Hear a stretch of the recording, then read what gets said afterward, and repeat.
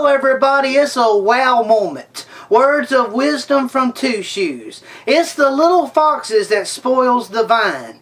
We always want to overlook the little stuff. And James chapter 3 tells us that the tongue is a little member. But it also says that if a man can get to a place where he does not offend with his words, then he is a perfect man, and therefore he can bridle the whole body.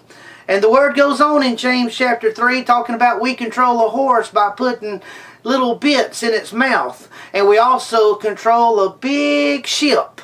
Even though it's controlled by the fierce winds of the sea, we control them with just a little hymn.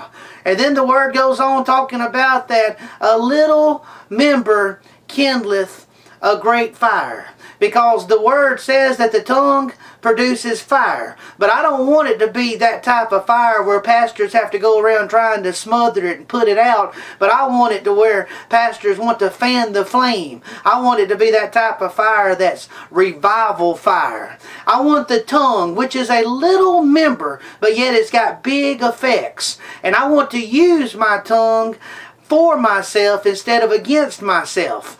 The word says that the tongue is full of poison, but I don't want it to be poison that works against me, but I want it to be poison that works for me. I want it to produce poison against the plan that Satan has against my life. We can use the tongue for our benefit, but we can also use our tongue for our disadvantage. The word says that with your words you are justified, and with your words you are condemned. We've got to be able to get control over our tongues. We've got to be able to tame them. Because in James chapter 3 it talks about how that the animals of the sea and the beasts of the land and all the critters that are wild, we can tame them. But the tongue, the word says, no man can tame. I want to be able to tame my tongue. Because this tongue we bless God with, but we also curse man with.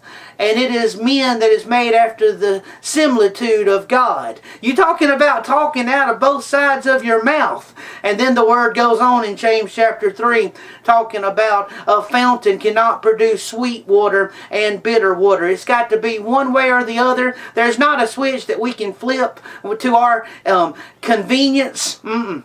It is something that we have got to do on a daily basis. I want to be able to control this little member because this little member's got big effects. I want to control the spiritual atmosphere of my life. I want to be able to say I am too blessed to be depressed, I'm too appointed to be disappointed, and I'm too equipped to be whipped. How about it today? Let's use our tongue for a current to get us where God wants us to be instead of being a current of resistance that keeps us from being where God wants us to be.